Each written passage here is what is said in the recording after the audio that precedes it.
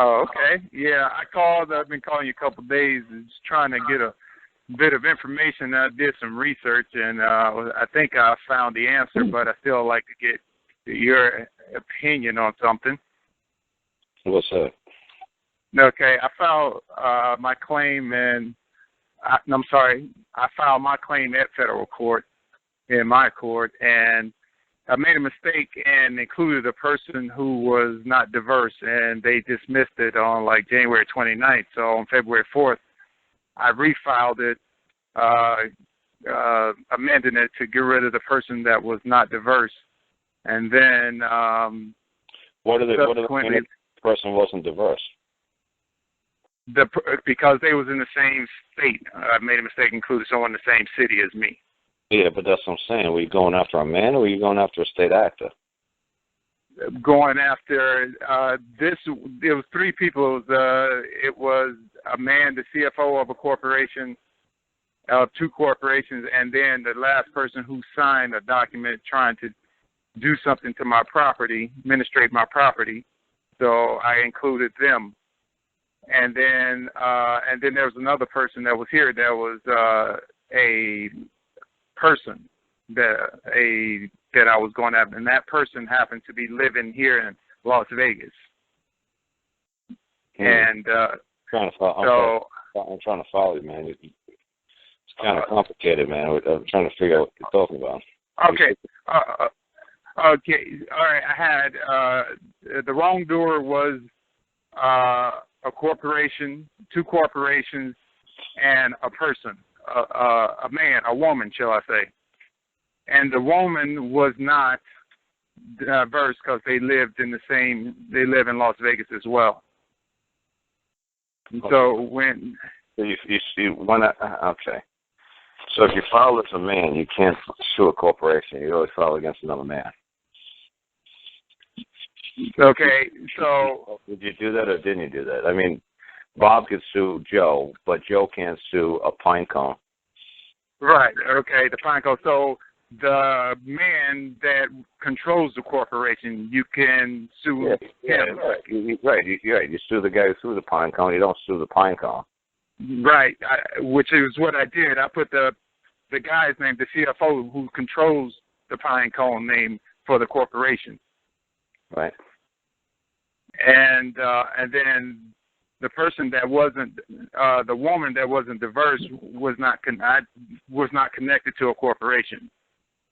So I just had her name on there, and she was not diverse. So they dismissed it for lack of subject matter jurisdiction, and then I refiled it like 6 days later. And then the magistrate, when I was in the midst of reserving my amended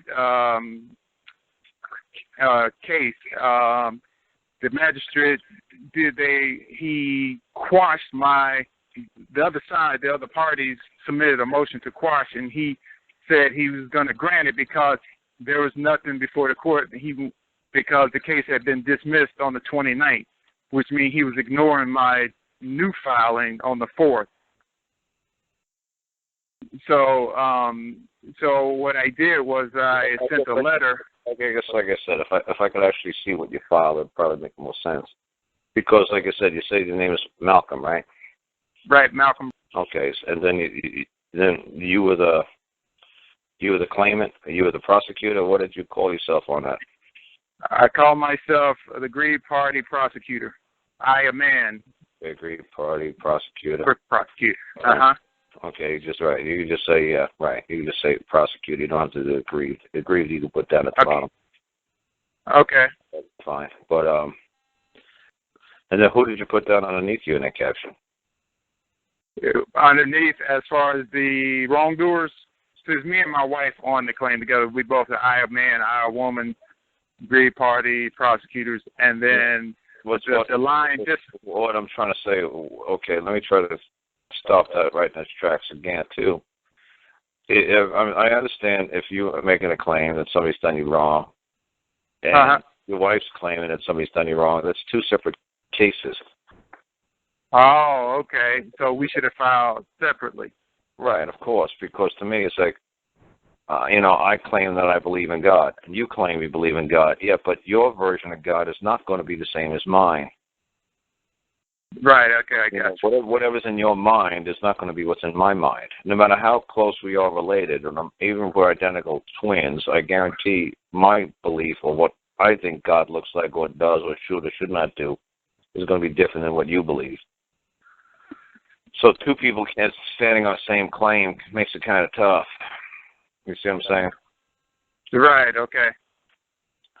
In the legal world, you could have 10,000 people, filing a lawsuit. That's fine. You could have one of these ridiculous class action lawsuits. That's fine. Where 10,000 people sue and they get $10,000 and everybody owes the attorney $50 when it's all said and done. No, okay. But like I said, when you make a claim, you make a claim.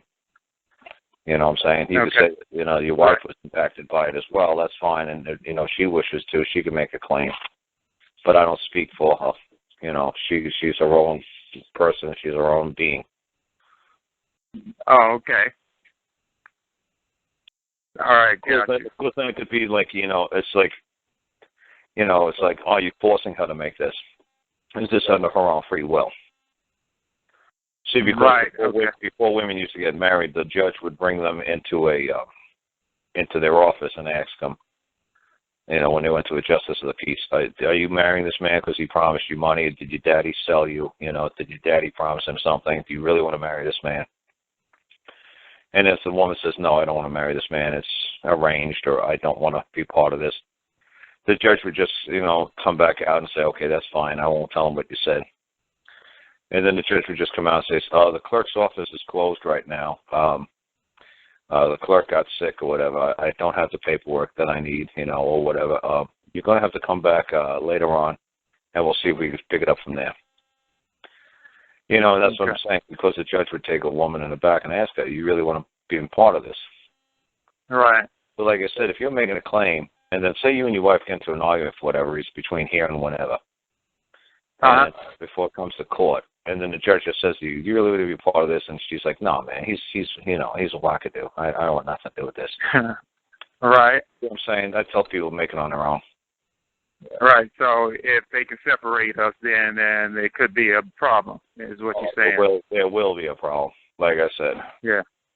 So like I said, you let her file one, you file one. She puts it in her words, you put it in your words.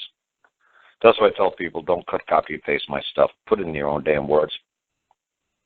Right. Because then it just looks like you're a zombie. It just sounds like you're just a follower. You're just like a little slave to whatever. You're just doing what you're told to do. Like you're being indoctrinated. Like, I agree, man.